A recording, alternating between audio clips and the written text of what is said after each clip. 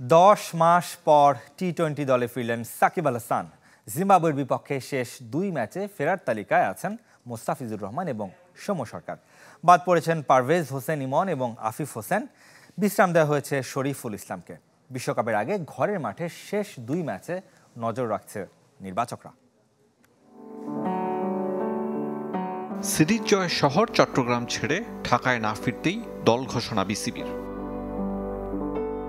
জিম্বাবুয়ের বিপক্ষে শেষ 2 টি-20-তে 3 পরিবর্তন এনেছে। ফিরেছেন সাকিব আল হাসান, মুস্তাফিজুর রহমান ও সৌম্য সরকার।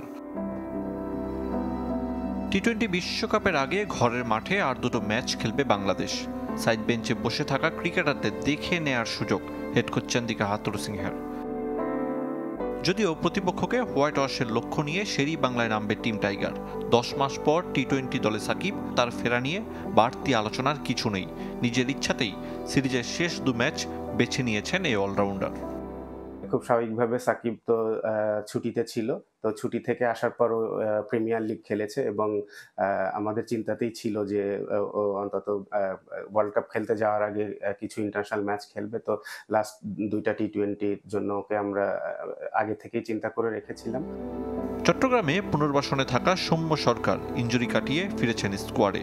নির্বাচক আব্দুর রাজ্জাকের কথাই স্পষ্ট, মূল একাদশে থাকছেন সৌম্য।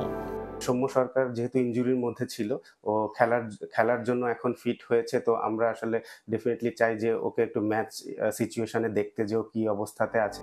পারিবারিক কারণে বিশ্রাম নিয়েছেন শরীফুল ইসলাম। তার বদলি আইপিএল থেকে ফেরা কাটার মাস্টার মুস্তাফিজ। কোনো ম্যাচে না খেলা আফিফ হোসেন ও পারভেজ ইমনকে বাদ দেওয়ার ব্যাখ্যা দিয়েছে নির্বাচক প্যানেল। শরীফুল অনেকদিন ধরে ক্রিকেটের মধ্যে রয়েছে, ক্রিকেট খেলছে, ম্যাচ খেলছে, হাই ইন্টেন্ট ম্যাচ খেলেছে, প্রিমিয়ার লিগ খেলেছে। তো ওকে একটা ব্রেক দেওয়া হচ্ছে। মুস্তাফিজের ব্যাপারটাও ঠিক একই রকম। ওকে আমরা চেয়েছিলাম যে ছোট্ট একটা রেস্ট দিতে, তো সেটা আমরা ওকে জিজ্ঞেস করেছিলাম যে আগে নিবে কি পরে নিবে, তাও এগ্রি করেছে যে আগে নিয়ে তারপরে একবারে খেলে চলে যেতে। পারভেজ ইমন কোনো ম্যাচ পায়নি, বাট স্টিল ও কিন্তু আমাদের একদম পুরো টি-20 সিস্টেমের মধ্যেই আছে। চট্টগ্রামে সিরিজ জয় নিশ্চিত হলেও শতভাগ স্বস্তি দিতে পারেনি ব্যাটিং ইউনিট। বিশ্বকাপ দল ঘোষণার আগে নির্বাচকদের নজর তাই ব্যাটারদের উপর। আরিফুল ইসলাম, চ্যানেল 24।